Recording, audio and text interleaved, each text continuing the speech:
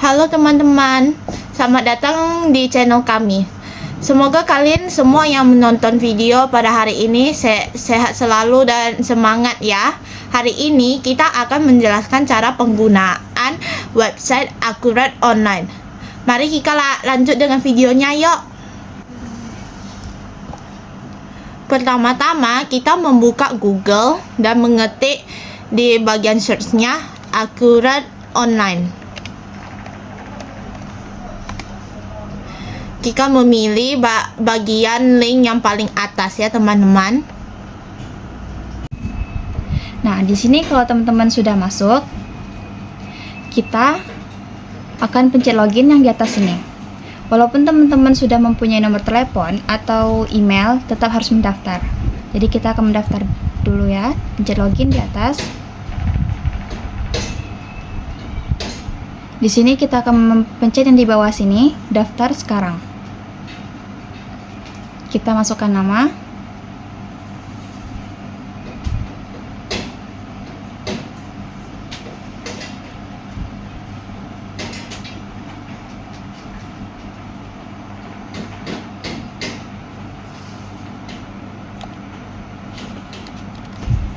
Masukkan email.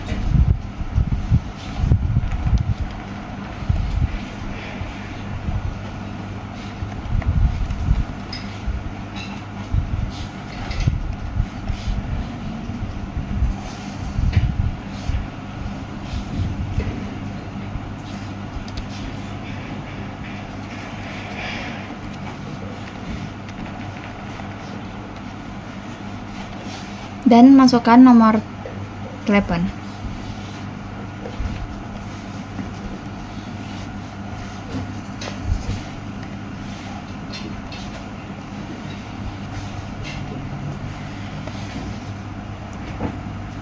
Passwordnya kita masukin juga.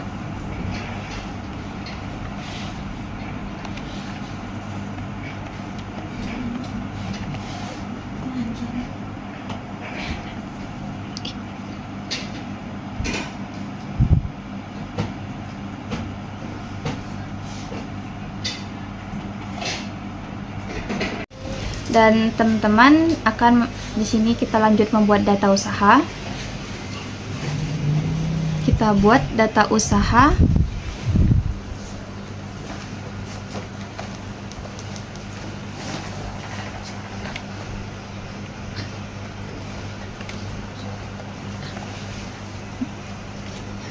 Tulis nama usaha yang teman-teman mau buat. Dan di sini bidang usahanya teman-teman bisa pilih sendiri. Di sini saya akan pilih tentang seni dan hiburan. Langsung kita masuk ke data, buat data usaha.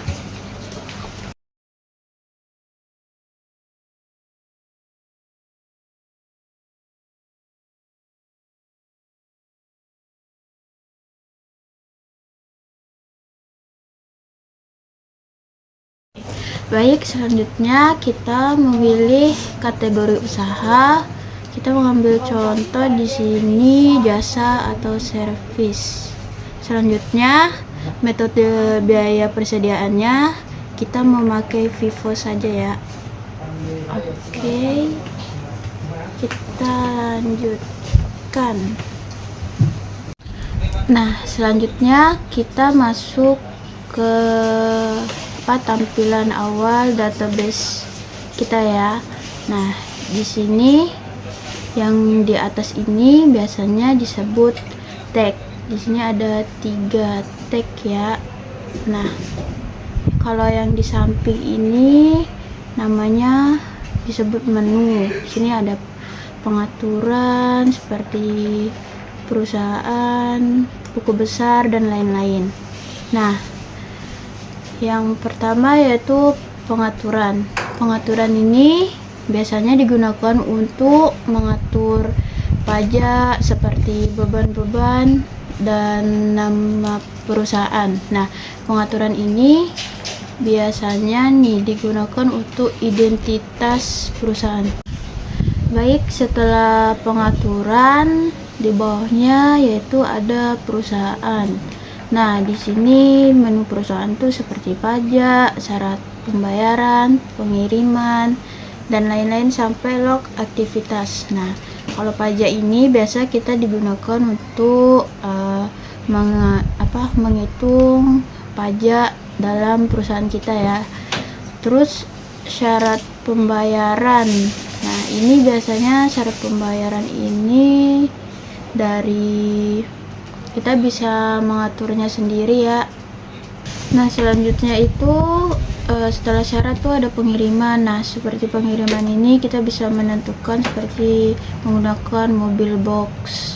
Nah, yang selanjutnya ini sepertinya jarang digunakan, dan ini proses akhir bulan ini biasanya digunakan di awal dan di akhir untuk menghitung proses-proses yang dilakukan di dalam perusahaan kita.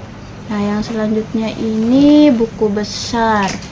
Nah, buku besar ini yang sering digunakan seperti akun perkiraan. Nah, akun perkiraan ini digunakan untuk melihat daftar akun perusahaan kita. Nah, kalau jurnal umum ini biasanya untuk menghitung apa saja pemasukan dan pengeluaran yang ada di perusahaan. Nah, yang selanjutnya itu ada kas dan bank. Nah, yang di sini di kas ini sama bank ada pembayaran, penerimaan, transfer bank, nah dan lain-lain. Nah, di sini biasanya digunakan pembayaran itu seperti untuk pembayaran listrik, telepon, dan air contohnya. Nah, sedangkan penerimaan ini biasanya uang yang masuk ke dalam perusahaan kita. Nah, pembayaran dan penerimaan ini tidak ada hubungannya dengan customer dan supplier kita. Jadi ini cuma berhubungan dengan perusahaan kita saja. Yang kelima ada penjualan. Dalam penjualan ada transaksi-transaksi, yaitu seperti transaksi penawaran penjualan, pemesanan penjualan, pengiriman pemesanan, uang muka penjualan, faktur penjualan, penerimaan penjualan, dan rektur penjualan.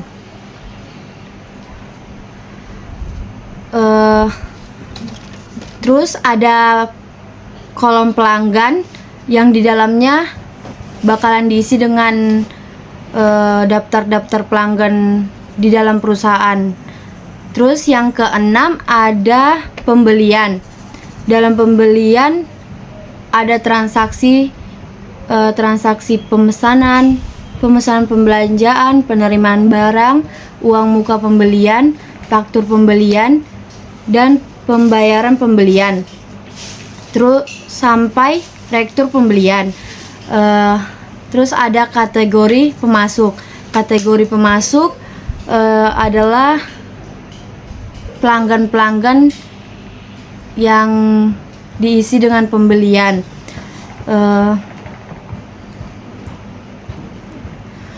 Kalau penjualan itu ada customer atau pelanggan.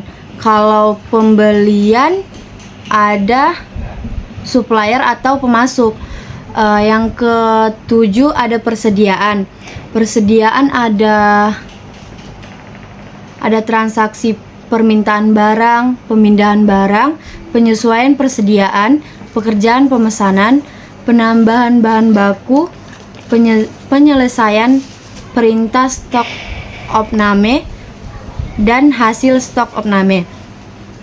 Terus persediaan barang ini digunakan untuk melaporkan transaksi pembelian atau pembelian barang atau jasa. Nah, selanjutnya kita masuk ke fitur aset tetap.